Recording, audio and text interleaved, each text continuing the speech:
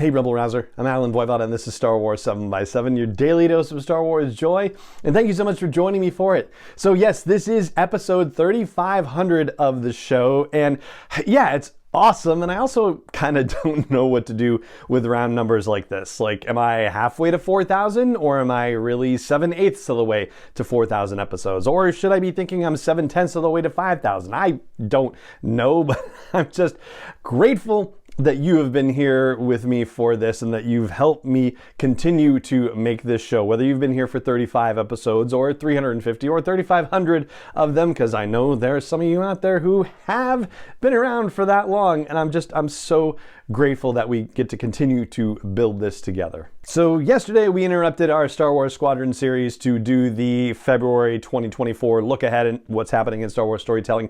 Now we're going to dive back in. We've only got a couple more episodes left, I think, but this one is going to be Rally the New Republic. This is the mission that you are going to go on in this particular episode, or that we're going to talk about in this episode. We're switching from the Empire perspective back to the New Republic perspective. If you recall, excuse me, from our previous episodes, the Titan Squadron folks managed to do some serious damage to the Starhawk, and just as the Starhawk was about to get the finishing blow delivered to it by the Overseer, the Imperial Star Destroyer, being commanded by Teresa Corell, the Temperance jumped into the system and took the blow. And so now Titan Squadron was back regrouping and going to get more weapons and get repairs as needed and get ready for their next mission. But while that's happening, we switch over to the New Republic and we find out just how bad the damage is, and it is bad. It's so bad, in fact, that General Syndulla has evacuated all personnel from the Starhawk and gotten them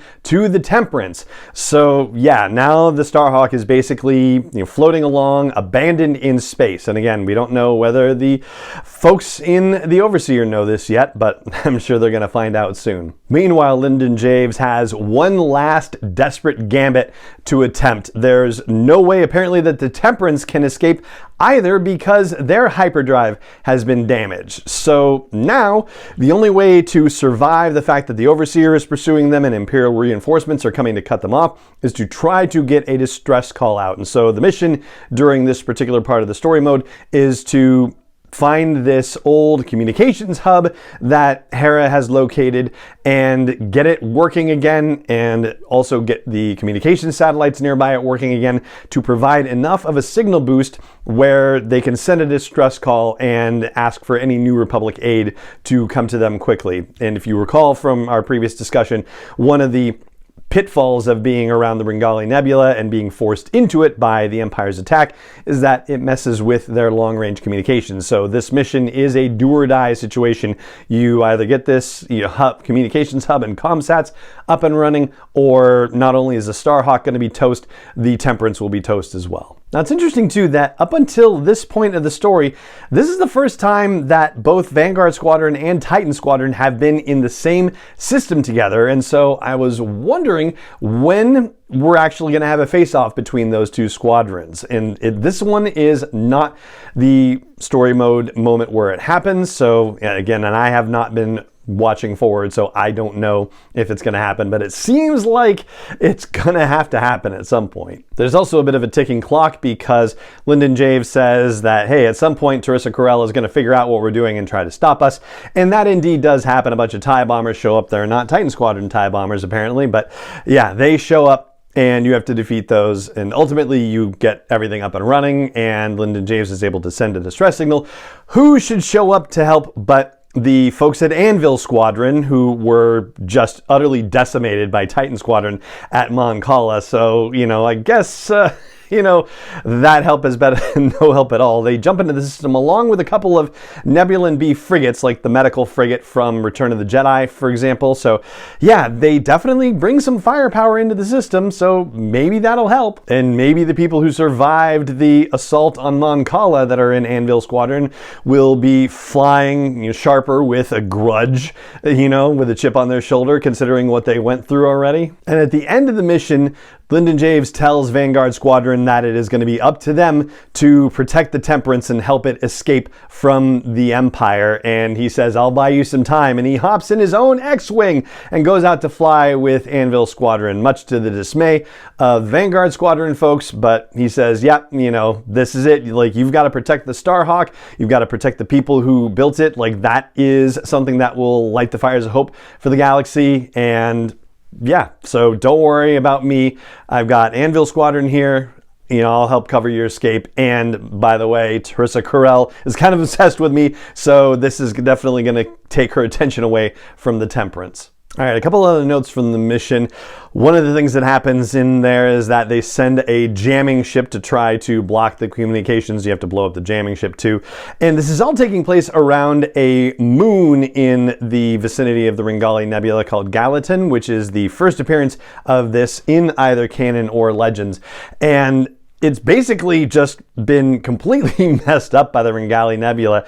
It's fractured for all intents and purposes, so just chunks of it have kind of been ripped off by the forces in the nebula, which is crazy, and then contributes to a very dangerous atmosphere in which you have to operate. And then prior to the mission, when you get to have those conversations with characters after the briefings, you get to have one with Lyndon James where he is musing about how the Empire thrives on, you know, certainty and a complete absolute belief in their morality and that what they're doing is right. There's no room for doubt, and in fact, doubt is seen as disloyalty. And that just, again, put me in mind of Varco Gray questioning the attack, even just the slightest bit on the Mon Cala mission about, like, hey, are there patients on that medical frigate that we're about to blow up? Or maybe this is possibly too high a cost to consider blowing up the civilian transports that we're trying to escape Mon Cala. Like, it actually a little bit echoes the kinds of things that Lyndon James was talking about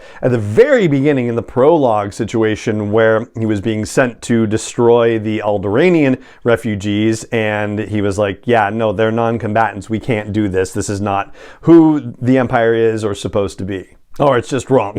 Just wrong, basically. Just straight up wrong. Anyway, so this is the kind of thing that Lyndon James is musing about prior to the mission, and he has arrived at the conclusion that to be a good leader, that doubt is a necessary element. Questioning decisions, being open to the questioning of one's decisions, but ultimately, of course, having to make a decision and move forward with it. So we end this part of the story with Vanguard Squadron protecting the Temperance, with Lyndon James joining the remains of Anvil Squadron to face off against the Imperial Star Destroyer Overseer, and we're going to switch back to the Imperial perspective on things for the next installment of the story. But for now, that's going to do it for this episode of the podcast. If you have enjoyed it for 35 or 350 or 3,500 episodes, I hope you'll consider sharing it with other Star Wars fans that you know. I hope you'll consider leaving a rating or review on your favorite podcast app. It only takes a moment to do so. And I hope you'll also consider whatever the app calls it. If it calls it subscribe or follow or join, please join me in this continuing Star Wars Daily Dose of Joy journey where we're either 7/10 of the way to 5,000 or, you know, some other bizarre fraction of things, however you want to call it. I hope you will continue to join me for it. And it just remains for me to say thank you for joining me for this particular episode of the show as always. And may the Force be with you wherever in the world you may be.